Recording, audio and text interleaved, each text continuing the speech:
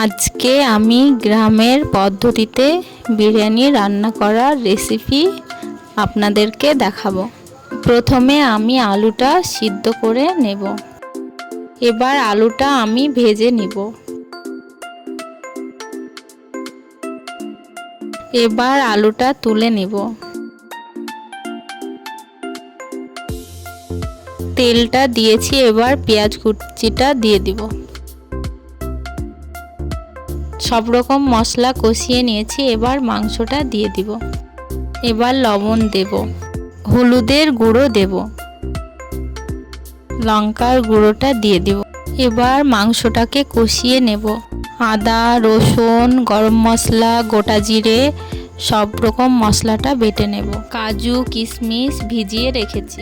জলের মধ্যে গোটা মশলাগুলো দিয়ে দিয়েছি, এবার চাল দিয়ে দিব। এবার কাজু কিশমিশগুলো ধুয়ে দিয়ে দেব।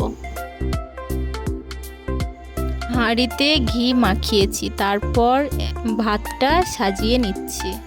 এবার আলুটা সাজিয়ে নিচ্ছি, তার সঙ্গে মাংসটাও দিয়ে দিলাম। এবার পেঁয়াজ বেরেস্তাটা ছড়িয়ে দিলাম। এবার বিরিয়ানি মশলাটা ছড়িয়ে দিলাম।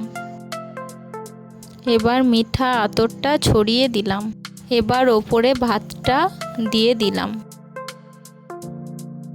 কালার মাখিয়ে রাখা ভাতগুলো দিয়ে দিলাম। এবার ওপর দিয়ে ঘিটা ছড়িয়ে দিলাম। চিনি লবণ মেশানো দুধটা ছড়িয়ে দিলাম। এবার বিরিয়ানিটা দমে বসিয়ে দিলাম। এবার বিরিয়ানিটা রেডি হয়ে গেছে।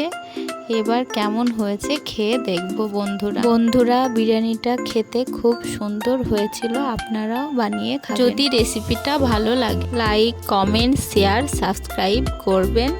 সবাই সুস্থ থাকবেন, ভালো থাকবেন। ধন্যবাদ।